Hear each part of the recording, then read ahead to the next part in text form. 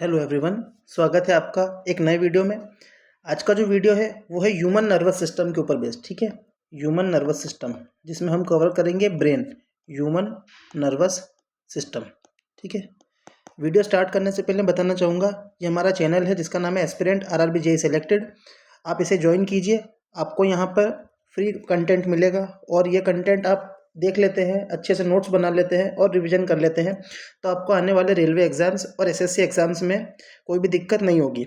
इसके साथ ही हमारा टेलीग्राम चैनल भी ज्वाइन करें। टेलीग्राम चैनल पे आपको PDF मिलेंगी जिसको आप कम समय में सॉल्व करके कम समय में ज़्यादा से ज़्यादा क्वेश्चन प्रैक्टिस करने का लाभ ले सकते हैं। ठीक है, चलिए वीडियो को हम स्टार्ट करते हैं। देखिए क्या होता है, हमारी बॉडी एक कॉम्प्लेक्स यूनिट है। हमारी बॉडी क्या है, हमारी ह्यूमन की बॉडी जो है एक कॉम्प्लेक्स यूनिट है। ठीक है, कॉम्प्लेक्स यूनिट है यानी एक बहुत ही जटिल प्रकार की एक मशीन है। ठीक है, उसको कंट्रोल करने के लिए एक चीज़ लगती है जिसको हम बोलते हैं ब्रेन। ब्रेन जो होता है हमारी बॉडी को कंट्रोल करता है। अब ब्रेन किस प्रकार कंट्रोल करता है वो हम इस चैप्टर में जानेंगे। ठीक है, तो जो हमारा टॉपिक है वो है कंट्रोल एंड कोऑर्डिनेशन, यानी कंट्रोल और कोऑर्डिनेशन कैसे होता है, यानी नियंत्रण और समन्वय कैसे होता है। ठीक है, तो देखो कोऑर्डिनेशन की एक प्रोसेस होती है जिसमें हमारे बॉडी के जितने भी अंग होते हैं, जितने भी हमारे बॉडी के ऑर्गन्स होते हैं, वो क्या करते हैं, एक लय में काम करते हैं। ठीक है, जैसे हम सांस ले रहे हैं, जैसे हम खा रहे हैं, हम पी रहे हैं, ठीक है, हमारा ब्लड सर्कुलेशन चल रहा है, ये एक कोऑर्डिनेशन में होता है। ठीक है, समन्वय बना के चलते हैं एक दूसरे से। ठीक है, तो ये समन्वय कैसे बनाया जाता है उसको हम क्या कहते हैं, हमारा कंट्रोल एंड कोऑर्डिनेशन। ठीक है, अब क्या होता है, हमको बाहर से कुछ स्टिमुलस मिलता है। स्टिमुलस का मतलब बाहर से क्या मिलता है, कुछ क्रिया मिलती है, उसके प्रतिक्रिया में हमारी बॉडी कैसे रिएक्ट करेगी वो हम कंट्रोल एंड कोऑर्डिनेशन में सीखेंगे। ठीक है, एनिमल्स में क्या होता है, कंट्रोल और कोऑर्डिनेशन नर्वस सिस्टम के द्वारा होता है। नर्वस सिस्टम का मतलब क्या होता है, ठीक है, हमारी तंत्रिका तंत्र होता है। ठीक है, बॉडी में नर्व्स होती हैं जो क्या करती है, एक मैसेंजर की तरह काम करती है जो सिग्नल को इधर से उधर ले जाती है। ठीक है, इसके अलावा हमारी बॉडी के अंदर एंडोक्राइन यानी हार्मोनल सिस्टम होता है, या अंतस्रावी यानी हार्मोनल तंत्र होता है जो अलग अलग प्रकार के हार्मोन जनरेट करती है, जिससे कि हमारी बॉडी के अलग अलग फंक्शन होते हैं, जैसे कि मूवमेंट होते हैं, मेटाबॉलिज्म होता है और ग्रोथ होती है। ठीक है, जैसे कि गति, चयापचय और वृद्धि, ये सब हमारी बॉडी में क्या होता है, कंट्रोल होता है। ठीक, ये तो हमारे एनिमल्स की बात हो गई। अब प्लांट्स में क्या होता है, तो प्लांट में नर्व नहीं होती, प्लांट में नर्व्स नहीं होती है। तो प्लांट में कोऑर्डिनेशन कैसे होता है, तो प्लांट में कोऑर्डिनेशन करने के लिए हार्मोन का यूज़ होता है। हार्मोन, प्लांट के अंदर खुद के हार्मोन होते हैं, जैसे कि एक हार्मोन होता है ऑक्सिन। ठीक है, हार्मोन एक अलग वीडियो में कवर करेंगे, पर अभी के लिए याद कर लीजिए कि ऑक्सिन एक प्लांट का हार्मोन होता है जो क्या करता है, लाइट के रिस्पॉन्स में प्लांट की ग्रोथ करवाता है। मतलब प्लांट को जैसे ही लाइट मिलेगी प्लांट को ग्रो करवाएगा कौन, ऑक्सिन नाम का हार्मोन। ठीक है, तो यहाँ पे मैंने ऑक्सिन नाम के हार्मोन के बारे में बात की है। ठीक है, चलिए अब हमें बात करना है मेन इस चैप्टर में, कोऑर्डिनेशन इन ह्यूमन, यानी मानव में समन्वय कैसे होता है। तो देखो ये है मानव का शरीर, मानव के शरीर में ये है ब्रेन, ब्रेन का मतलब होता है दिमाग। ठीक है, इसके अंदर एक होता है सेंट्रल नर्वस सिस्टम जिसको हम आगे जाके जानेंगे। दिमाग से एक कॉर्ड निकलती है जिसको हम कहते हैं स्पाइनल कॉर्ड, ये दिख रही है, इसको बोलते हैं स्पाइनल कॉर्ड। ये क्या है, स्पाइनल कॉर्ड है ना, इसको बोलते हैं मेरुदंड, हिंदी में क्या बोलते हैं, मेरुदंड। इसके अलावा एक और सिस्टम होता है जिसको बोलते हैं peripheral nervous system. Central nervous system जो है वो दिमाग से चलता है, दिमाग से चलता है, और पेरिफेरल नर्वस सिस्टम पूरी बॉडी को चलाता है। ठीक है, तो अभी हमको आगे जाके इसको देखना है। ठीक है, तो इसमें अलग अलग चीज़ें लिखी हुई हैं, आप इसको रीड कर सकते हैं। मैं सिर्फ काम की बात बताऊंगा कि ह्यूमन नर्वस सिस्टम जो है एक कॉम्प्लेक्स नेटवर्क है, एक बहुत ही बड़ा नेटवर्क है। इसमें दो प्रकार की चीज़ें होती है, एक तो सेंट्रल नर्वस सिस्टम होता है और एक होता है पेरिफेरल नर्वस सिस्टम। ठीक है, सेंट्रल नर्वस सिस्टम में क्या होता है, एक तो ब्रेन होता है और स्पाइनल कॉर्ड होता है। कोई पूछेगा सेंट्रल नर्वस सिस्टम में क्या होता है, तो एक तो होता है ब्रेन, ब्रेन का मतलब दिमाग, और एक और होती है स्पाइनल कॉर्ड, स्पाइनल कॉर्ड है ना, जो हमारी रीढ़ की हड्डी में नस होती है उसको स्पाइनल कॉर्ड बोलते हैं। ठीक है, हिंदी में भी दे रखा है क्या, मानव तंत्रिका तंत्र एक जटिल नेटवर्क है। इसमें एक केंद्रीय तंत्रिका तंत्र यानी CNS है, जिसमें मस्तिष्क होता है और मेरु मज्जा होता है। मस्तिष्क का मतलब ब्रेन, स्पाइनल कॉर्ड का मतलब मेरु मज्जा, और एक परिधीय तंत्रिका तंत्र जिसको PNS बोलते हैं। PNS का मतलब होता है परिधीय तंत्रिका तंत्र या पेरिफेरल नर्वस सिस्टम। ठीक है, इसमें अन्य सभी जितनी तंत्रिका होती है बॉडी की वो PNS के अंदर आती है, और दिमाग वाली जो होती है वो CNS यानी सेंट्रल नर्वस सिस्टम में आती है। ठीक है, अब इसके अलावा मैंने एक और चीज़ लिख रखी है, कि कुछ रिसेप्टर होते हैं। रिसेप्टर क्या होते हैं? तो रिसेप्टर का मतलब होता है ग्राही। रिसेप्टर का मतलब क्या होता है? ग्राही। ठीक है, जैसे कि बाहर गर्मी लग रही है तो हमें गर्मी फील जो करवाता है वो रिसेप्टर फील करवाता है। हम कुछ खा रहे हैं, उसको मीठा जो फील करवा रहा है वो भी रिसेप्टर फील करवाता है। ठीक है, तो अलग अलग प्रकार के फीलिंग या सेंसेशन देने के लिए हमारे पास रिसेप्टर यानी ग्राही होते हैं। तो जो गस्टेटरी रिसेप्टर होते हैं वो टेस्ट बताते हैं कि वो चीज़ टेस्ट कैसा है। ठीक है, और ऑल्फैक्टरी रिसेप्टर जो होते हैं वो स्मेल बताते हैं कि वो चीज़ की गंध कैसी है। हिंदी में भी लिखा है कि स्वादग्राही स्वाद बताती है और घ्राणग्राही गंध बताती है। ठीक है, चलिए अब इसके आगे हमको नर्वस सिस्टम से स्टार्ट करना है। तो नर्वस सिस्टम का जो शुरुआती इकाई होती है, unit of nervous system, unit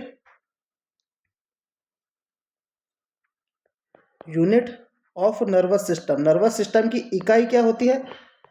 तो नर्वस सिस्टम की इकाई जो होती है उसको बोलते हैं न्यूरॉन, या फिर इसी को बोलते हैं नर्व सेल। न्यूरॉन या नर्व सेल जो होता है ये नर्वस सिस्टम की क्या होती है? इकाई। मतलब छोटी छोटी न्यूरॉन से मिलकर हमारा नर्वस सिस्टम बना है, हमारा तंत्रिका तंत्र बना है। ठीक है, तो दिया है न्यूरॉन या नर्व सेल जो होते हैं ये दो टर्म होते हैं और बात एक ही है, ये दोनों एक ही चीज़ की तरफ दर्शा रहे हैं।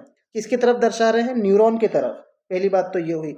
दूसरी बात, ये पेपर में आया हुआ पॉइंट है कि हमारी बॉडी बनी है कोशिका यानी सेल से। जैसे हमारा घर बनता है छोटी छोटी ईंटों से, वैसे हमारा शरीर बना है छोटे छोटे सेल से। ठीक, वो सेल को हिंदी में हम कहते हैं कोशिका। तो हमारे शरीर की सबसे लंबी, मैंने बोला सबसे बड़ी नहीं, सबसे लंबी बोला है, लॉन्गेस्ट, सबसे लंबी कोशिका जो होती है ह्यूमन बॉडी की वो होती है हमारी न्यूरॉन। तो याद रखना है, न्यूरॉन हमारे बॉडी की सबसे लंबी कोशिका है। ये 90 से लेकर 100 सेंटीमीटर लंबी हो सकती है। ठीक है, हिंदी में भी दे रखा है, तो आप देख सकते हैं। अब ये न्यूरॉन का एक डायग्राम बना रखा है। ठीक है, ये न्यूरॉन का एक डायग्राम है। इधर आपको दिख रहा है एक न्यूक्लियस। न्यूक्लियस का मतलब होता है केंद्रक। ये इस न्यूरॉन का क्या है? दिमाग है। ठीक है, ये है सेल बॉडी जो कि उसका शरीर है न्यूरॉन का। ये है डेंड्राइट्स। डेंड्राइट क्या करते हैं? सिग्नल को पकड़ते हैं। ठीक है, दिमाग से जो सिग्नल आ रहा है उसको पकड़ते हैं। एक्सॉन क्या है? तो सिग्नल को आगे की ओर भेजेगा। और नर्व एंडिंग क्या है? यहाँ से अगला नर्व चालू हो जाएगा। मान लीजिए यहाँ से अगला नर्व मैंने क्या कर दिया? चालू कर दिया। यहाँ से अगला नर्व चालू हो जाएगा, तो ये अगला नर्व इससे जुड़ा हुआ रहेगा। ठीक है, तो हमें एक एक करके इनको समझना है। तो देखो, सबसे पहला पेपर में पूछा जाता है कि हमारी जो न्यूरॉन होती है उसमें कितने भाग होते हैं? तो बताइएगा 4 भाग होते हैं। कहीं कहीं पे 3 भी दिया रहता है, लेकिन हम 4 करेंगे। ठीक है, 4 भाग होते हैं। पहला भाग जो होता है उसको बोलते हैं हम सेल बॉडी या कोशिका काय। उसको हम क्या बोलते हैं? सेल बॉडी या फिर कोशिका, सेल बॉडी या फिर कोशिका काय। इसको सोमा भी कहते हैं। पहली बात तो याद रखनी है। इसके अंदर क्या होता है? तो सेल बॉडी के अंदर एक डार्क कलर का दिख रहा है, इसको बोलते हैं न्यूक्लियस। तो इसके अंदर एक न्यूक्लियस होता है। न्यूक्लियस का मतलब होता है केंद्रक, जो इसको कंट्रोल करेगा। इसके अलावा अब जैसे हमारा एक बड़ा शरीर है, ठीक है, हमारे शरीर के अंदर अलग अलग प्रकार के ऑर्गन होते हैं। ऑर्गन का मतलब अंग होता है। उसी प्रकार इस सेल को, इस कोशिका को एक शरीर समझो। इसके अंदर भी छोटे छोटे ऑर्गन्स होते हैं जिसको हम ऑर्गेनल्स बोलते हैं। क्या बोलते हैं? ऑर्गेनल्स यानी कोशिकांग।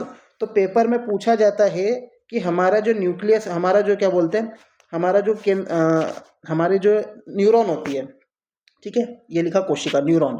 ये न्यूरॉन में सारे कोशिकांग होते हैं एक को छोड़कर। उस कोशिकांग या उस ऑर्गेनल का नाम बताइए। तो उस कोशिकांग का नाम होता है सेंट्रियोल। सेंट्रियोल जो होता है हमारे किसके अंदर? तो हमारे न्यूरॉन के अंदर सेंट्रियोल नहीं होता है। हमारे न्यूरॉन के अंदर सेंट्रियोल क्या नहीं होता? नहीं होता। तो ये क्वेश्चन आया हुआ है, हमारे न्यूरॉन में सेंट्रियोल नहीं होता। ठीक है, एक और बात, ये सेल बॉडी को साइटोन भी कहा जाता है। ये भी पेपर में आया है। इस सेल बॉडी को साइटोन भी कहा जाता है। इस सेल बॉडी को साइटोन भी कहा जाता है। ये भी पेपर में पूछा हुआ सवाल है। ठीक है, चलिए अगला पार्ट जो होता है एक्सॉन। एक्सॉन देखो, एक्सॉन दिखाई दे रहा है, ये लंबा सा, एक लंबा सा धागे नुमा स्ट्रक्चर होता है। ठीक है, धागे जैसा। तो अपन क्या बोलेंगे इसको? A long fibre that send electrical impulses away from the cell body. हमारा जो शरीर है वो एक दूसरे से बात कैसे करता है? हल्के फुल्के इलेक्ट्रिकल इम्पल्स, मतलब छोटे छोटे बिजली के सिग्नल से, ठीक है, हमारा शरीर काम करता है। ठीक, जो हमारे दिल से जनरेट होते हैं और हमारे ब्रेन से जनरेट होते हैं। ठीक है, तो एक्सॉन क्या करता है? एक पतले से धागे नुमा स्ट्रक्चर है जो इलेक्ट्रिकल इम्पल्सिस को सेल बॉडी, सेल बॉडी का मतलब है ये, सेल बॉडी से दूर ले जा रहा है। देखो दूर ले जा रहा है। ठीक है, दूर ले जाता है। एक और बात, इसके ऊपर एक कवरिंग दिख रही है आपको मोटी सी। देखो, ये एक धागे नुमा स्ट्रक्चर है जिसको हमने बोला एक्सॉन। और इसके ऊपर एक मोटी परत चढ़ी हुई है, एक मोटी परत चढ़ी हुई है जिसको बोला जाता है शीथ। क्या बोला जाता है? शीथ। तो उस प्रोटेक्टिव लेयर को क्या बोलते हैं? शीथ बोलते हैं। क्या बोलते हैं? Myelin sheath. दिख रहा है? Myelin sheath. यहाँ लिख देता हूँ, इसको माइलिन शीथ कहा जाता है। ठीक, हिंदी में बोला जाए तो एक्सॉन का मतलब क्या होता है? अक्षतंतु। हिंदी में क्या बोलेंगे? एक्सॉन को अक्षतंतु बोलेंगे। ठीक है, अक्षतंतु एक लंबा तंतु है जो कोशिका शरीर से विद्युत आवेगों को दूर भेजता है। इसका कवर कौन करता है? तो माइलिन म्यान। माइलिन म्यान जो है इसका मतलब कवर करती है। ठीक है, अगला ये बाल जैसा स्ट्रक्चर जो दिख रहा है ये, इसको बोलते हैं हम डेंड्राइट। ठीक है, डेंड्राइट क्या करते हैं? तो ये ब्रांच लाइक स्ट्रक्चर है, मतलब तने जैसा स्ट्रक्चर है, शाखा जैसा स्ट्रक्चर है। ये सिग्नल को रिसीव करता है अदर न्यूरॉन से। आसपास की जो न्यूरॉन होगी वो इस न्यूरॉन को क्या भेजेगी? सिग्नल भेजेगी। डेंड्राइट शाखा जैसी संरचनाओं जो अन्य न्यूरॉन को से संकेत प्राप्त करती है। ठीक है, जहाँ पे एक हमारी न्यूरॉन खत्म होती है उसको बोलते हैं नर्व एंडिंग। ठीक है, तो नर्व एंडिंग को हम तंत्रिका अंत भी बोलते हैं। ये क्या होती है? तो ये एक प्रकार का टर्मिनल एंड है, मतलब अक्षय तंतु यहाँ पे खत्म होता है, ये अंतिम छोर होता है ना। तो ये क्या करता है? यह ट्रांसमिट करता है सिग्नल, मतलब यह सिग्नल को अगले न्यूरॉन पे भेजेगा। कौन? Nerve ending. ठीक है, अब एक बात, एक पॉइंट मैंने यहाँ पे लिखा है, इसको बोला है साइनेप्स। साइनेप्स का मतलब क्या होता है? साइनेप्स का मतलब होता है दो न्यूरॉन के बीच का गैप। ठीक है, जहाँ दो न्यूरॉन एक दूसरे से आके मिलती है वहाँ पे गैप होता है, उसको क्या कहते हैं? साइनेप्स कहते हैं। ठीक है, साइनेप्स क्या होता है? वह जंक्शन है जहाँ पर दो न्यूरॉन संवाद करती है, उसको क्या कहते हैं? साइनेप्स कहते हैं। ठीक है, अब हमें समझना है कि हमारी बॉडी किस प्रकार काम करती है। तो देखो, नर्व इम्पल्स पाथवे बना रखा है मैंने, है ना। ये इंग्लिश में दे रखा है, मैं हिंदी में समझाता हूँ। मान लीजिए कहीं से सिग्नल आया बॉडी को कि कुछ गर्म या ठंडा है। ठीक है, तो कोई मान लीजिए हमारे पास आग लेके आया, तो हमारा रिसेप्टर जो होता है सबसे पहले वो समझेगा कि ये क्या चीज़ है, गर्म है कि ठंडा है। ठीक है, रिसेप्टर के अंदर होती है न्यूरॉन, है ना। ये पेपर में नहीं आएगा, सिर्फ समझना है। रिसेप्टर के अंदर होती है न्यूरॉन, न्यूरॉन के ऊपर होता है डेंड्राइट, जो बाल जैसे स्ट्रक्चर होते हैं ना, वो सेल बॉडी को सिग्नल भेजेंगे न्यूरॉन की कि कुछ गर्म या ठंडा है। सेल बॉडी एक्सॉन को सिग्नल भेजेगा कि कुछ गर्म या ठंडा है।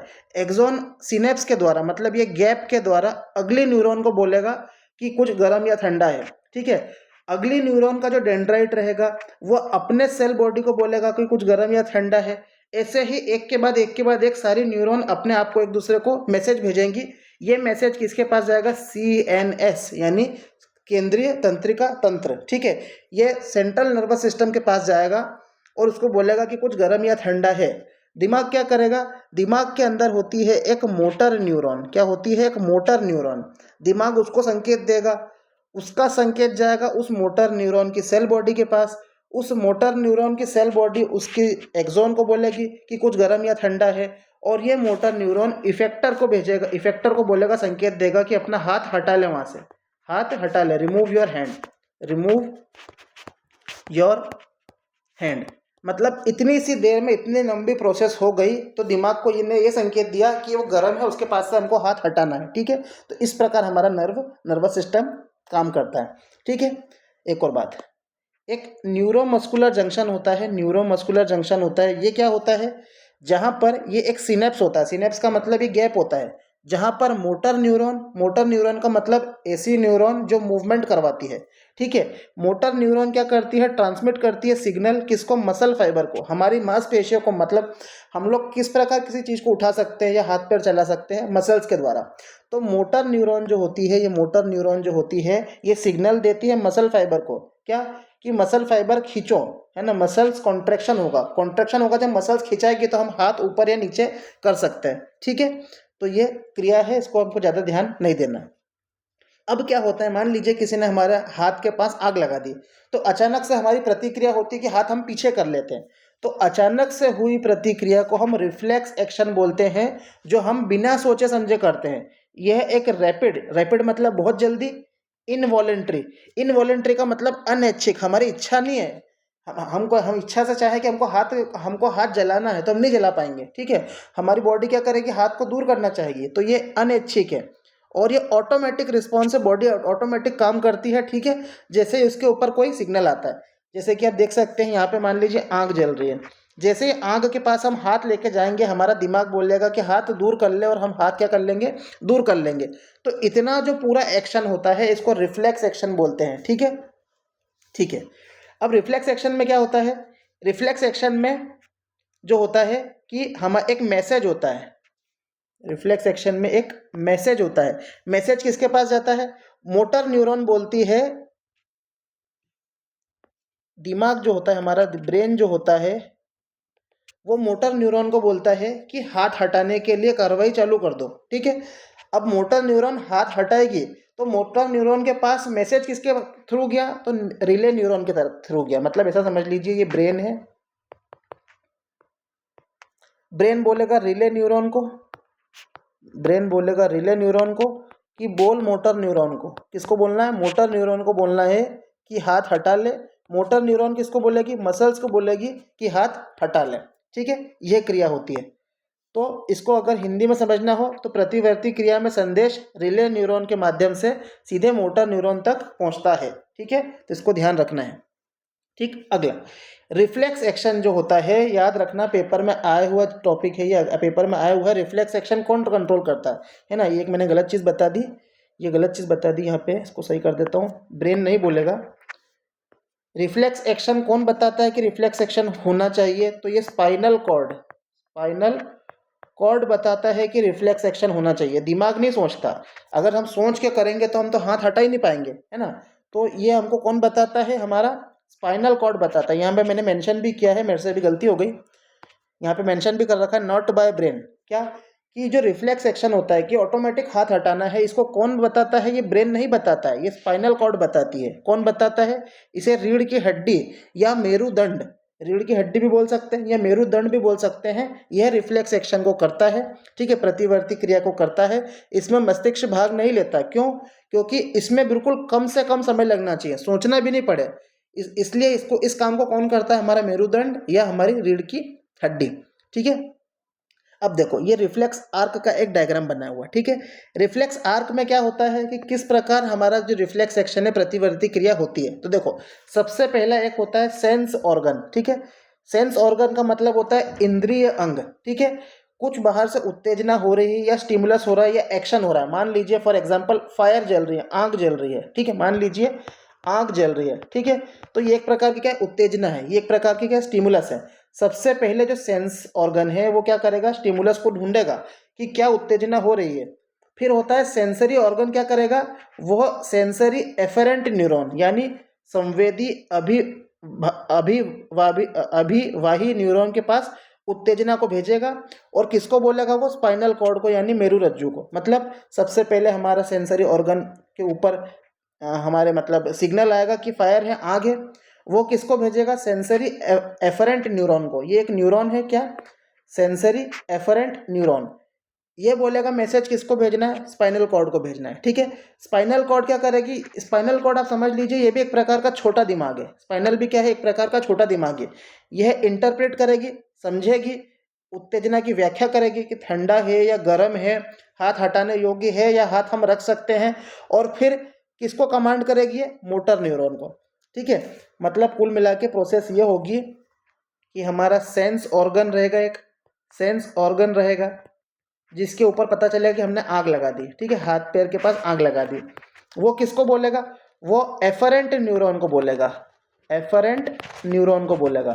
एफरेंट न्यूरॉन का मतलब होता है संवेदी अभिवाही को बोलेगा कि मैसेज भेज किसको, स्पाइनल कॉर्ड को।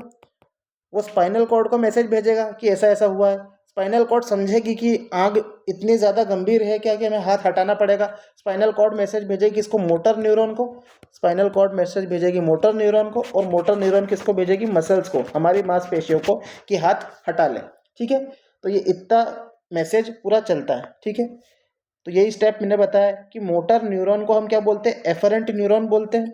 ठीक है, मोटर न्यूरॉन को ही क्या बोलते हैं हम, प्रेषक अपवाही न्यूरॉन कहते हैं हिंदी में। ठीक है, ये क्या करती है, तो ये मोटर कमांड, मोटर कमांड का मतलब हाथ पैर चलाना है या नहीं, वो किसको बताएगा, इफेक्टर को। इफेक्टर कौन होते हैं, जिसको हम आसान भाषा में मसल्स बोलते हैं। मसल्स क्या करते हैं, इनको इफेक्टर भी बोला जाता है। ये मूवमेंट को एग्जीक्यूट करते हैं, यानी हमारा जो काम हो रहा है उसको प्रभावक या मांसपेशियां गति निष्पादित करती है। ठीक है, तो इतने में हमको सिर्फ ये याद रखना है कि किस प्रकार ये स्टेप्स हो रहे हैं। तो स्टेप्स हमको ये याद रखने हैं। ठीक है, सिर्फ हमको ये स्टेप्स याद रखने हैं, इससे ज़्यादा डीप में नहीं पूछता है, ये चीज़ समझाने के लिए लिखी गई है। ठीक है, चलिए अब नर्वस सिस्टम के टाइप्स, इसका क्वेश्चन आते हैं। नर्वस सिस्टम के टाइप्स क्या क्या है? तो देखो नर्वस सिस्टम लिखा हुआ है यहाँ पे, इसके दो प्रकार के टाइप होते हैं। पहला होता है सेंट्रल नर्वस सिस्टम यानी केंद्रीय तंत्रिका तंत्र, दूसरा होता है पेरिफेरल नर्वस सिस्टम या परिधीय तंत्रिका तंत्र। ठीक है, एक और चीज पूछी जाती है कि ये जो हमारा सेंट्रल नर्वस सिस्टम, इसमें क्या क्या भाग होते हैं? तो सेंट्रल नर्वस सिस्टम में आता है मस्तिष्क, सेंट्रल नर्वस सिस्टम में आता है हमारा मस्तिष्क, और क्या आता है मेरुरज्जु यानी स्पाइनल कॉर्ड, ये किस में आता है? सेंट्रल नर्वस सिस्टम में। ठीक है, आगे पेरिफेरल नर्वस सिस्टम में क्या होता है? दो प्रकार के नर्वस सिस्टम आते हैं, एक होता है ऑटोनोमिक नर्वस सिस्टम, एक होता है वॉलेंट्री नर्वस सिस्टम। ऑटोनोमिक का मतलब क्या होता है? ऑटोमेटिक होना, यानी स्वायत्त तंत्रिका तंत्र, ये खुद से काम करेगा। और वॉलेंट्री नर्वस सिस्टम का मतलब होता है ऐच्छिक तंत्रिका तंत्र, जो हमारी इच्छा अनुसार काम करेगा। एक और बात, वॉलेंट्री नर्वस सिस्टम को सोमैटिक नर्वस सिस्टम भी कहते हैं, इसको याद रखना है। ठीक है, एक और ऑटोमेटिक नर्वस सिस्टम जो होता है, ऑटोनोमिक नर्वस सिस्टम जो होता है, ये सिंपैथेटिक नर्वस सिस्टम में विभाजित है और पैरासिम्पैथेटिक नर्वस सिस्टम में विभाजित है। सिर्फ इसके टाइप याद रखने, इन दोनों के टाइप याद रखने। ठीक है, ये क्या काम करते हैं याद नहीं रखना है हमको, सिर्फ इतना सा ध्यान रखना है कि ये टाइप्स होते हैं।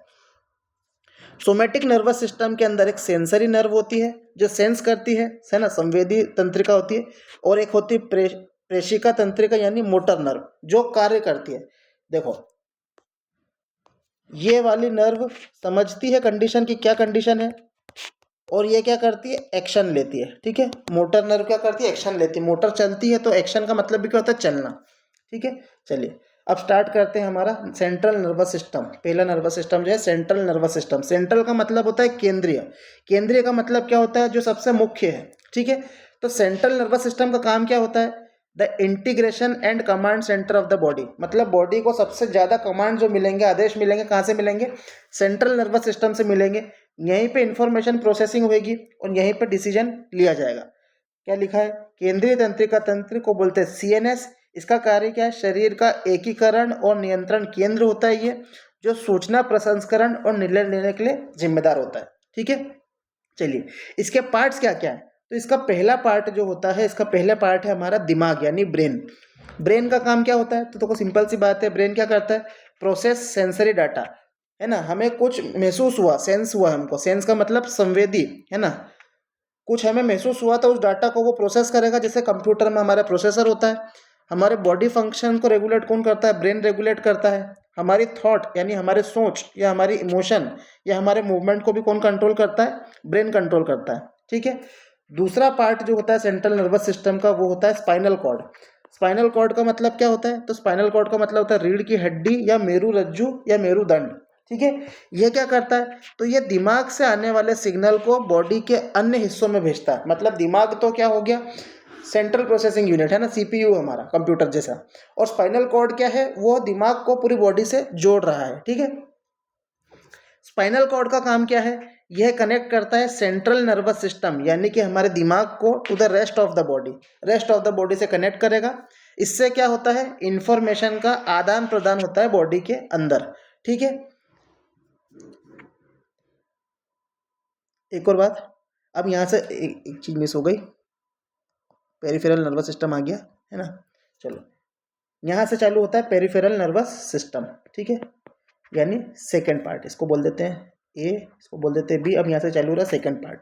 ठीक है, देखो पेरिफेरल नर्वस सिस्टम आ गया।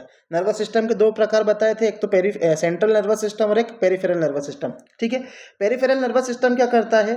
तो यह सेंट्रल नर्वस सिस्टम को अन्य बॉडी के भागों से जोड़ता है और इन्फॉर्मेशन का आदान प्रदान करता है। ठीक है, अब होता है क्या है? देखो जो हमारा दिमाग है उसमें होती है क्रेनियल नर्व। क्या होती है? क्रेनियल नर्व होती है। ठीक है, हमारा जो दिमाग होता है उसमें कपाल तंत्रिकाएं होती है। ठीक है, और हमारा जो स्पाइनल कॉर्ड होती है यानी हमारी रीढ़ की हड्डी जो होती है उस पर स्पाइनल नर्व होती है। मेरुरज्जु में मेरु तंत्रिकाएं होती है। ठीक है, तो इसका कार्य क्या होता है? ये सेंट्रल नर्वस सिस्टम को बॉडी से कनेक्ट करेगा, है ना। इसके अंदर क्या क्या होता है? एक तो क्रेनियल नर्व होती है जो दिमाग से निकलती है, और एक स्पाइनल नर्व होती है। ठीक है, जो स्पाइनल नर्व कहाँ से निकलती है? स्पाइनल कॉर्ड से निकलती है, ये पूरी बॉडी में जाती है। ठीक, अब इसके बाद हमको आगे समझना है इसके टाइप्स। तो देखो पेरिफेरल नर्वस सिस्टम कितने प्रकार का है, 2 प्रकार का है ना, इसमें आगे दे रखा है। पहला दे रखा है इसके अंदर सोमैटिक नर्वस सिस्टम, दूसरा दे रखा है हमारे को ऑटोमेटिक नर्वस सिस्टम। ठीक है, सोमैटिक नर्वस सिस्टम क्या करता है, सिर्फ इसको ये याद रखना है, इच्छा अनुसार, है ना, हमारी इच्छा अनुसार ये नर्वस सिस्टम हमारी इच्छा अनुसार काम करता है। ठीक है, हमें जो मूवमेंट वगैरह करनी है तो इच्छा अनुसार हमारे को ये काम करके देता है सोमैटिक नर्वस सिस्टम। और ऑटोमेटिक नर्वस सिस्टम जो होता है, हम ना भी चाहें तो भी ऑटोमेटिक काम करता है। जैसे हमारा हार्ट अपने आप धड़क रहा है, हम खाना खाते हैं वो ऑटोमेटिक पच रहा है, और हमारी जो सांस है वो ऑटोमेटिक ली जा रही है, तो वो ऑटोमेटिक नर्वस सिस्टम उसको कंट्रोल करता है। ठीक है, तो ये किसके अंदर आते हैं, ये ऑटोमेटिक नर्वस सिस्टम आते हैं। ये दोनों नर्वस सिस्टम सोमैटिक और हमारा ऑटोमेटिक, ये किसके अंदर आता है, हमारा पेरिफेरल नर्वस सिस्टम के अंदर आता है। ठीक है, चलिए आगे। अब ऑटोमेटिक नर्वस सिस्टम जो है वो 2 प्रकार से विभाजित किया गया है। पहला है ऑटोमेटिक नर्वस सिस्टम के अंदर सिम्पैथेटिक डिवीजन, जिसको हम सहानुभूति विभाग कहते हैं, और दूसरा है पैरासिम्पैथेटिक डिवीजन, है ना, जिसको हम क्या बोलेंगे, जिसको हम कहते हैं पैरासिम्पैथेटिक डिवीजन ही बोलेंगे हिंदी में। ठीक है, इसको अब इसमें क्या याद रखना है, देखो हमारे शरीर पर जैसे अचानक से कोई विपत्ति आती है तो हम 2 ही चीज़ कर सकते हैं, या तो लड़ेंगे या तो भागेंगे। तो हमारे शरीर का लड़ेंगे या भागेंगे ये रिस्पॉन्स कौन देता है, तो सिंपैथेटिक नर्वस सिस्टम देता है। ये ध्यान रखिएगा, पेपर में आया हुआ सवाल है कि हमारे शरीर को या तो लड़ना है या तो भागना है, यह कौन बताएगा, ऑटोमेटिक नर्वस सिस्टम का एक भाग होता है सिंपैथेटिक नर्वस सिस्टम, ये बताएगा। ठीक है, तो फाइट और फ्लाइट रिस्पॉन्स, फाइट का मतलब मारो या फ्लाइट का मतलब भागो, ये कौन करवाएगा, सिंपैथेटिक डिवीजन, किसका, ऑटोमेटिक नर्वस सिस्टम का। अब जब ऐसी विपत्ति होती है तो हमारी हार्ट बीट बढ़ जाती है और ब्लड प्रेशर बढ़ जाता है, तो ये समझने वाली बात है। ठीक है, लड़ो और भागो वाला काम कौन करवाएगा, सिंपैथेटिक नर्वस सिस्टम यानी सिंपैथेटिक डिवीजन। और अगर हमको सिर्फ आराम से बैठना है, रेस्ट करना है और अपने आप काम को छोड़ देना है, रेस्ट एंड डाइजेस्ट फंक्शन जो है वो कौन करवाएगा, तो पैरासिम्पैथेटिक डिवीजन, जो सिर्फ आराम करो। ऊपर वाला है वो बोल रहा है लड़ो या भागो, और नीचे वाला बोल रहा है कि कुछ भी मत करो, है ना, 5 स्टार खा के बैठे रहो। जैसे कि हार्ट को स्लो कर देना और खाने को आराम से पचाना, मतलब खा पी के हम पड़े हैं तो पैरासिम्पैथेटिक डिवीजन जो होता है वो नर्वस सिस्टम का हमारा काम करता है। ठीक है, तो ये दोनों याद रखना, एक फाइट और फ्लाइट और एक रेस्ट एंड डाइजेस्ट। ठीक है, आराम और पाचन, और फाइट और फ्लाइट को लड़ो या भागो। ठीक है, ये इंपॉर्टेंट चीज़ें थी। अब इंपॉर्टेंट जो टॉपिक चालू होने वाला है वो है ह्यूमन ब्रेन, जिससे एक क्वेश्चन आता है। ठीक है, देखिए ह्यूमन ब्रेन का एक डायग्राम दे रखा है, हिंदी में भी है इंग्लिश में भी है। यहाँ पे एक भाग दिख रहा है जिसको हम बोलते हैं फोर ब्रेन। क्या बोलते हैं, फोर ब्रेन। फोर ब्रेन का मतलब होता है आगे वाला दिमाग। ठीक है, mid brain, mid brain, mid brain का मतलब होता है बीच वाला दिमाग। ठीक है, ये है सेरिब्रम, CEREBRUM, सेरिब्रम। ये क्या होता है बताऊंगा। ये दे रखा है क्रेनियम, क्रेनियम, क्रेनियम का मतलब होता है स्कल, स्कल का मतलब होता है खोपड़ी। खोपड़ी क्या करती है, हमारे दिमाग को चोट से बचाती है। क्या करती है, हमको हमारे दिमाग को चोट से बचाती है खोपड़ी। ठीक है, तो ये ध्यान रखना है, खोपड़ी हमको चोट से बचाती है, प्रोटेक्टिव कवरिंग का काम करती है। फोर ब्रेन बता दिया मैंने, मिड ब्रेन बता दिया। ये दिख रही है स्पाइनल कॉर्ड, ये हमारी क्या है, स्पाइनल कॉर्ड है। ठीक है, और तीसरा जो ये दिखाई दे रहा है इसको बोलते हैं हाइंड ब्रेन, मतलब पीछे वाला दिमाग। हाइंड ब्रेन का मतलब पीछे वाला दिमाग। इसके 3 हिस्से होते हैं, पॉन्स, मेड्यूला और सेरिबेलम, जिसको हम आगे बताएंगे। हिंदी में भी देख सकते हैं, फोर ब्रेन को बोलते हैं अग्र मस्तिष्क। ठीक है, सेरिब्रम को बोलते हैं प्रमस्तिष्क, सेरिब्रम को क्या बोलते हैं, प्रमस्तिष्क। खोपड़ी को बोला जाता है कपाल, मिड ब्रेन को बोला जाता है मध्य मस्तिष्क, और ये जो हमारा पश्चिम मस्तिष्क है इसको क्या बोलते हैं हम, हाइंड ब्रेन बोलते हैं। क्या बोलते हैं, हाइंड ब्रेन। हाइंड ब्रेन के 3 हिस्से होते हैं, पॉन्स, मेडुला और अनुमस्तिष्क। ठीक है, ये अच्छे से याद रखना है, डायग्राम छप जाना चाहिए ऐसा। ठीक है, भले ही आप डायग्राम बनाए नहीं, सिर्फ इसकी पोजीशन याद रखने की, अग्र मस्तिष्क कहाँ पर है, और ये मेरु रज्जु यानी स्पाइनल कॉर्ड, ये क्या है, हमारी स्पाइनल कॉर्ड यहाँ से निकल रही है। ठीक है, ये एक डायग्राम था समझने वाला, पेपर में डायग्राम नहीं आएगा, सिर्फ हमको ध्यान रखना है। चलिए अब कुछ फैक्ट है हमारे ब्रेन से रिलेटेड। देखो ब्रेन का वजन कितना होता है, 1300 से 1400 ग्राम होता है, ये हमको याद रखना, 1300 से 1400 ग्राम, ठीक है। पाउंड में कितना होता है हमको ध्यान नहीं रखना, हमें ये ध्यान रखना है हमारे दिमाग का वजन हमारी बॉडी के 2% के बराबर होता है, ठीक है। हमारी बॉडी का 2% वजन कहाँ पे होता है, दिमाग में होता है, ठीक है। अब जेंडर के हिसाब से दिमाग में भी फर्क होता है। देखो जो मेल होते हैं उनका दिमाग ज़्यादा होता है, 1330 ग्राम, ठीक है। इसको लर्न नहीं करना है, लर्न नहीं करना है, इसको लर्न नहीं करना है, सिर्फ इतना ध्यान रखना है कि मेल में दिमाग ज़्यादा होता है फीमेल के मुकाबले, ठीक है। तो इसको आप से समझ सकते हैं, बाकी आप लर्न करने की ज़रूरत नहीं है, ठीक है। चलिए अब हमें दिमाग के हिस्से पढ़ने हैं, ठीक है। तो पहला हिस्सा जो होता है जिसको हम कहते हैं फोर ब्रेन यानी अग्र मस्तिष्क, फोर ब्रेन यानी अग्र मस्तिष्क। इसमें हमको फंक्शन अच्छे से याद रखने हैं सबके, भले ही 2 बार लगे या 3 बार लगे, अच्छे से याद रखने हैं, ठीक है। तो बताता हूँ, फोर ब्रेन जो होता है thinking part of the brain है। हमारा दिमाग जो सोचता है, चिंतन करता है, वो चिंतन कहाँ से होता है, फोर ब्रेन से होता है। पेपर में आया हुआ क्वेश्चन है, पहली बात तो ये। दूसरी बात क्या है, हमारे जितने भी वॉलेंट्री एक्शन होते हैं, मन से चाहने वाले एक्शन होते हैं, स्वैच्छिक क्रिया होती है। इसके अलावा बुद्धि, जो बुद्धि की चीज़ें करते हैं, मैथ्स रीजनिंग वगैरह करते हैं, वो भी कौन करवाता है, फोर ब्रेन करवाता है। इसके अलावा हमारी याददाश्त कौन रखता है, फोर ब्रेन रखता है। बुद्धि और स्मृति के लिए कौन जिम्मेदार है, हमारा फोर ब्रेन जिम्मेदार है, ठीक है। इतनी बातें याद रखनी, क्या क्या, एक तो thinking part of the brain है, सोचता ब्रेन का कौन हिस्सा है, फोर ब्रेन। वॉलेंट्री एक्शन जो हमारे मन से करते हैं हम, वॉलेंट्री एक्शन कौन करवाता है, फोर ब्रेन करवाता है। इंटेलिजेंस यानी सोचने समझने की क्षमता कौन करवाता है, फोर ब्रेन करवाता है, ठीक है। ये ध्यान रखिएगा। इसके अलावा क्या ध्यान रखना है, हमारे ब्रेन का सबसे बड़ा पार्ट कौन सा होता है, फोर ब्रेन। हमारे ब्रेन का सबसे बड़ा पार्ट क्या होता है, फोर ब्रेन होता है। और सबसे ज़्यादा डेवलप्ड पार्ट कौन होता है, फोर ब्रेन होता है। ये हमारे मस्तिष्क का सबसे बड़ा और सबसे विकसित भाग होता है कौन, फोर ब्रेन। अब फोर ब्रेन के पार्ट्स बहुत ज़्यादा इंपॉर्टेंट है। पहला है सेरिब्रम, पहला क्या है, सेरिब्रम। पहला कौन सा है, सेरिब्रम यानी प्रमस्तिष्क। अब इनके नाम के साथ फंक्शन याद रखना है कि thinking part of the brain. देखो फोर ब्रेन को हमने बोला था कि ये सोचने वाला हिस्सा है, फोर ब्रेन के अंदर भी कौन सा हिस्सा सोचता है, तो सेरिब्रम।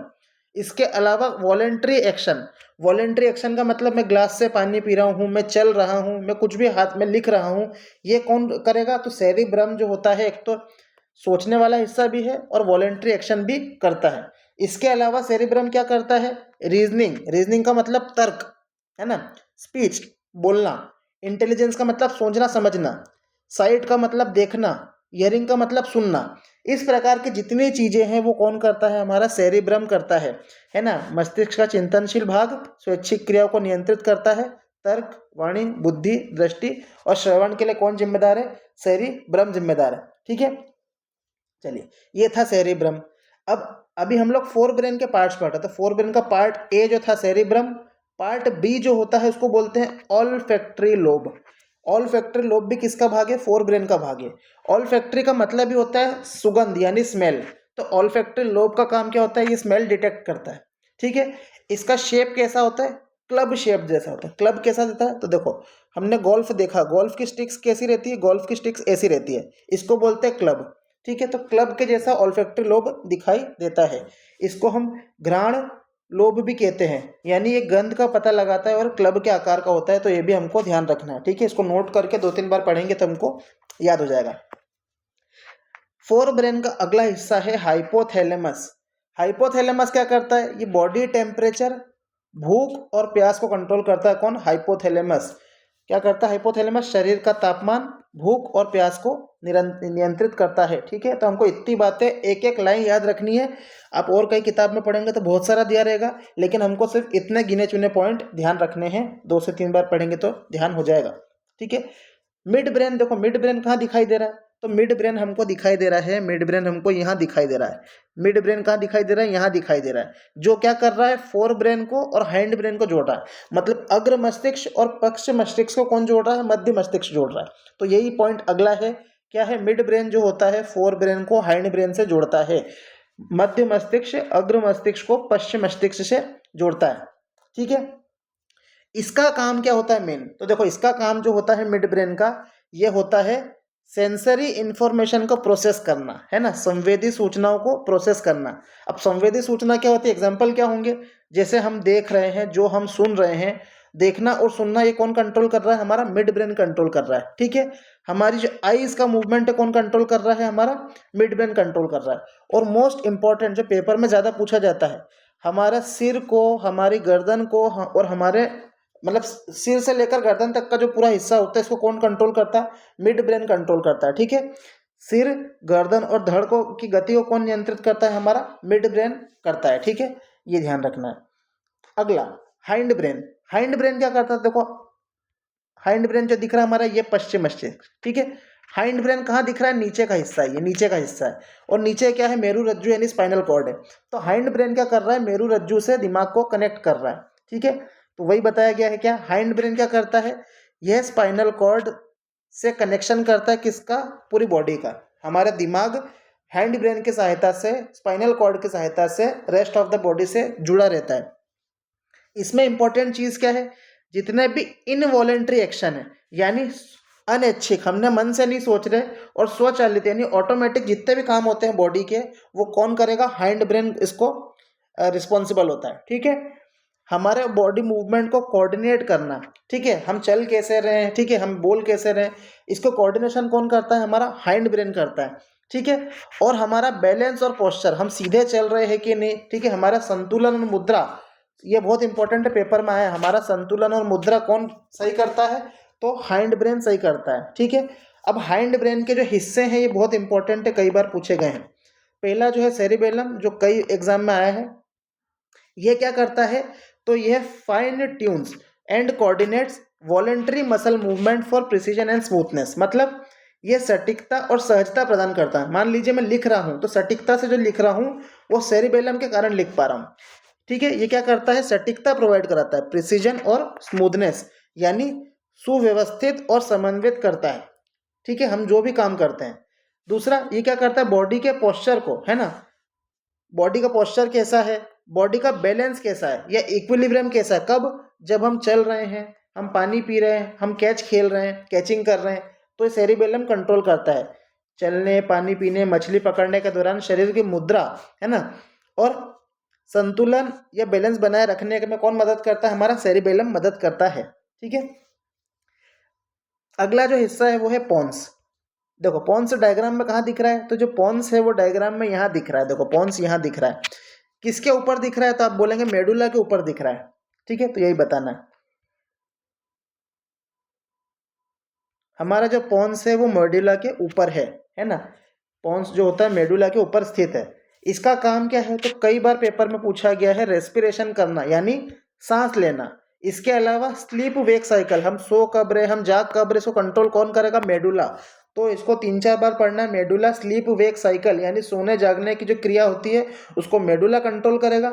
मेडुला ऑप्शन में नहीं हो तो हाइंड ब्रेन कंट्रोल करेगा, और हमारे सांस लेने को भी ये कंट्रोल करता है, ठीक है।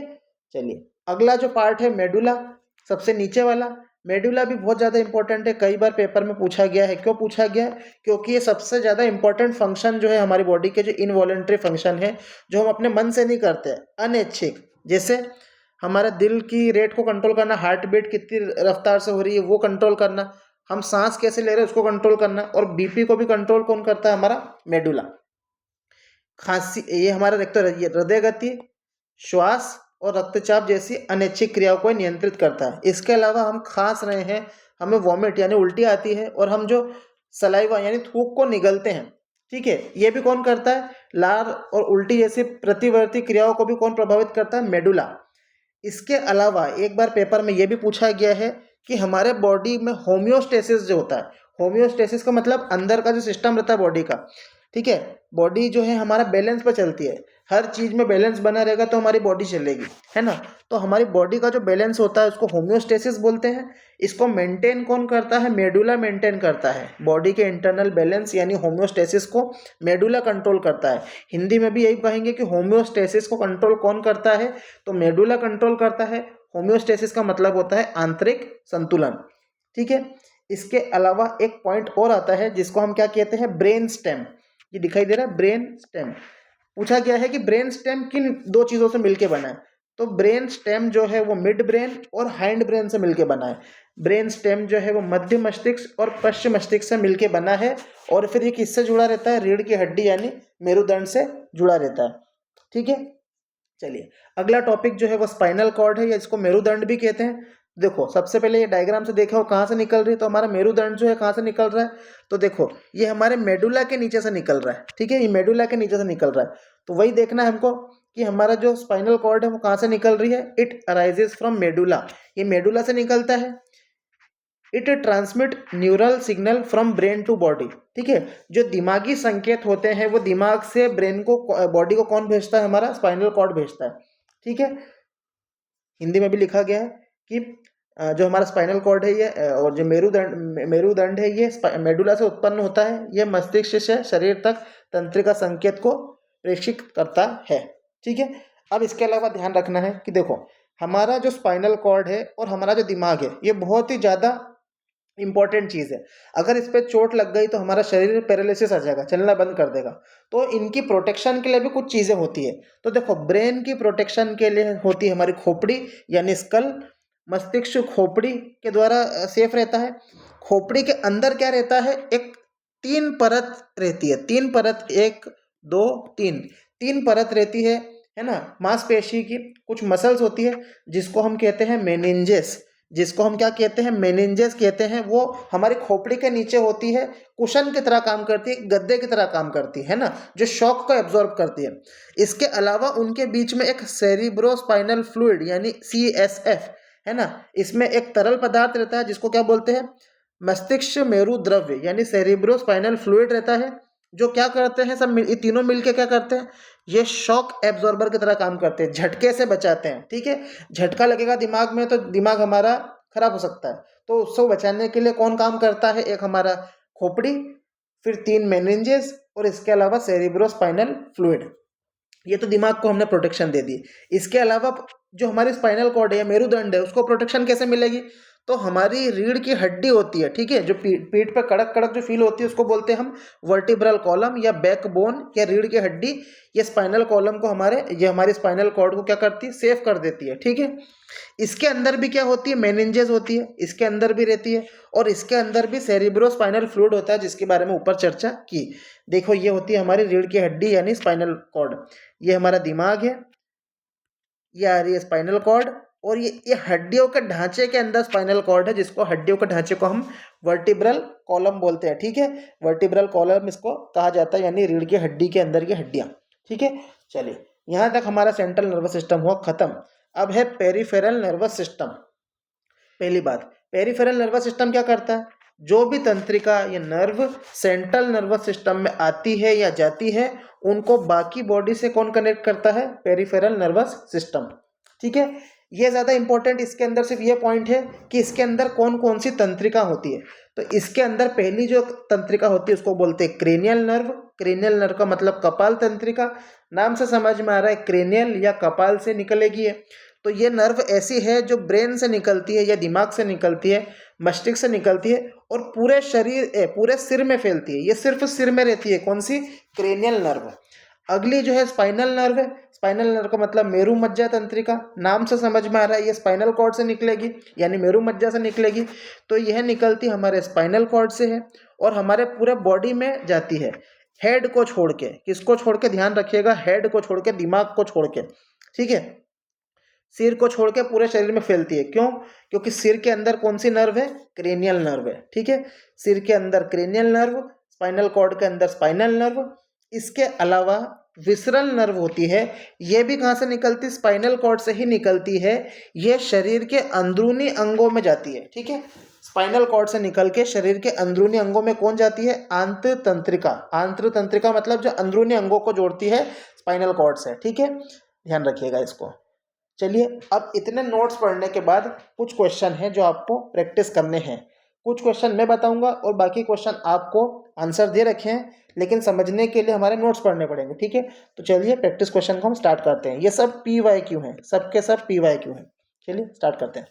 पहला, ब्रेन को समझना है ना, उसके फंक्शन को समझना, ये एक प्रकार का विज्ञान है। उस विज्ञान को हम क्या कहते हैं? न्यूरोलॉजी कहते हैं। उस विज्ञान को हम क्या कहते हैं? न्यूरोलॉजी कहते हैं, ठीक है। आपको बताना है वायरोलॉजी किस चीज़ का सिद्धांत है, क्या किस चीज़ की स्टडी को बताता है, साइकोलॉजी किस चीज़ की स्टडी को बताता है, और साइकेट्रिक किस चीज़ की स्टडी को बताता है, ठीक है। दिमाग और दिमाग से जुड़े फंक्शन को हम न्यूरोलॉजी से समझते हैं, और दिमाग के डॉक्टर को बोलते हैं न्यूरोलॉजिस्ट। क्या बोलते हैं? न्यूरोलॉजिस्ट कहते हैं दिमाग के डॉक्टर को, ठीक है, ये भी ध्यान रखिएगा। हिंदी में भी दिया गया मस्तिष्क और उसके कार्यों के अध्ययन को हम क्या कहते हैं? तो हम लोग कहते हैं तंत्रिका विज्ञान यानी न्यूरोलॉजी, ठीक है। अगला question, which part of the brain is instrumental in making it possible for a person to perform activity such as picking up pencil. देखो एक्टिविटी का नाम दिया है पेंसिल उठाना है, तो पेंसिल उठाना एक प्रकार का क्या है? ऐच्छिक क्रिया है, हम अपनी इच्छा से करते हैं। तो ऐच्छिक क्रिया कौन करवाता है? तो सेरिबेलम करवाता है। ऊपर आप नोट्स में से देख सकते हैं ऐच्छिक क्रिया कौन कराता है? सेरिबेलम, ठीक है। मस्तिष्क का कौन सा भाग है जो व्यक्ति को फर्श से पेंसिल उठाने के लिए सहायता करता है? तो कौन सहायता करता है? तो हमारा सेरिबेलम यानी अनुमस्तिष्क, ठीक है। Answer number B. चलिए तीसरा क्वेश्चन है, हमें जो सपने आते हैं, सपने कुछ नहीं होते, हमारा दिमाग इंफॉर्मेशन को दिखाता है हमको, ठीक है। तो ऐसा विज्ञान जिसमें हम ड्रीम्स की स्टडी करते हैं, ड्रीम्स का अध्ययन करते हैं, यानी सपनों का अध्ययन करते हैं, उसको क्या कहा जाता है? तो उसको कहा जाता है वनीरोलॉजी। क्या बोलते हैं उसको? वनीरोलॉजी कहते हैं, वनीरोलॉजी, ठीक है। अगला सवाल, इंसानी दिमाग इनमें से क्या क्या करता है? What functions do human brain perform? मानव मस्तिष्क इनमें से कौन सी क्रिया करता है? तो थिंकिंग एंड कम्युनिकेशन भी करता है, सोचता और बोलने में मदद करता है, सच बात है। बॉडी को बैलेंस करवाने में मदद करता है, ये भी सच बात है। हार्ट बीट को रेगुलेट करता है, ये भी सच बात है। तो तीनों जब सच है तो आंसर कौन सा?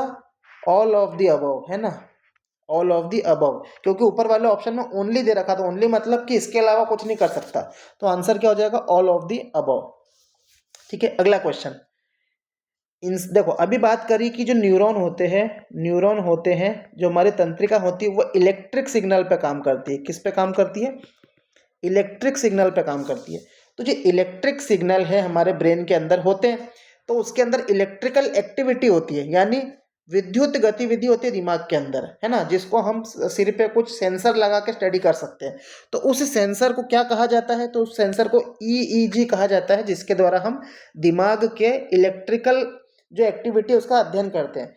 आपके लिए होमवर्क है कि एक तो ईईजी क्या होता है इसके बारे में बताना है, एक ईसीजी क्या होता है इसके बारे में बताना है।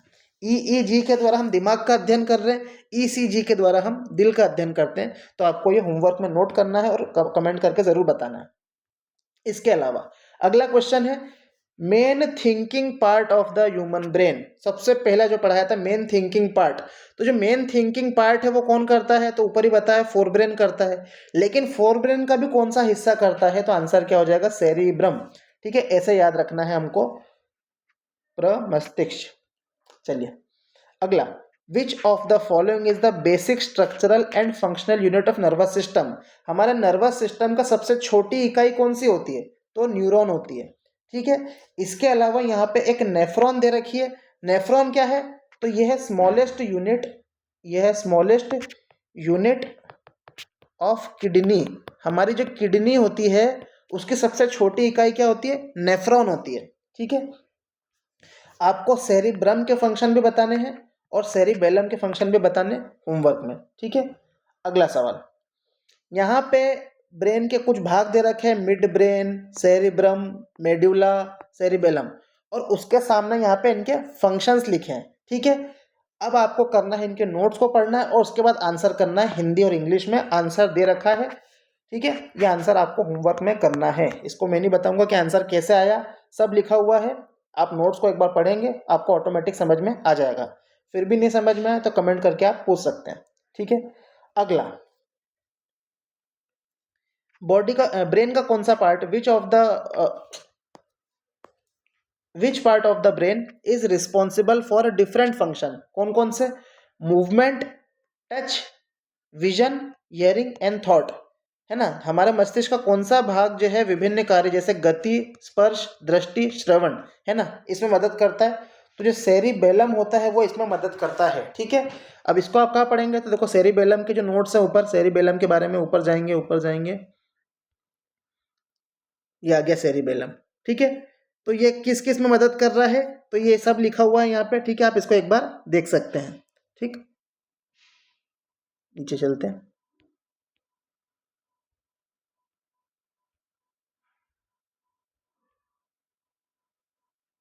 चलिए, इसी के साथ क्वेश्चन समाप्त होते हैं, ठीक है। इतने क्वेश्चंस आप कर लेते हैं, इस वीडियो को अच्छे से देखिएगा, नोट्स बना लेते हैं, तो आपके ज़्यादातर क्वेश्चन जो है 90% 99% क्वेश्चन जो है ह्यूमन नर्वस सिस्टम के ख़त्म हो जाएंगे, ठीक है। अगर आपको वीडियो कैसा लगा हमें कमेंट करके बताएं। अगर वीडियो अच्छा लगा तो लाइक करें, शेयर करें और सब्सक्राइब करें। अगर आप इन वीडियोस को अच्छे से नोट करते हैं, अच्छे से नोट्स बनाते हैं, अच्छे से 2 बार देखते हैं, रिवीजन करते हैं, नोट्स बनाने के बाद रिवीजन करते हैं, ठीक है, और इन क्वेश्चंस को सॉल्व करते हैं, तो आपको 100% एक्यूरेसी से क्वेश्चन करने में मदद मिलेगी, ठीक है। हमारे टेलीग्राम चैनल को ज्वाइन कर लीजिएगा। यहाँ पे हम सोल्यूशन वाली PDF और वीडियो की नोटिफिकेशंस वगैरह भेजते रहते हैं, और आप यहाँ पे डाउट भी पूछ सकते हैं, ठीक है। चलिए वीडियो को समाप्त करते हैं। धन्यवाद।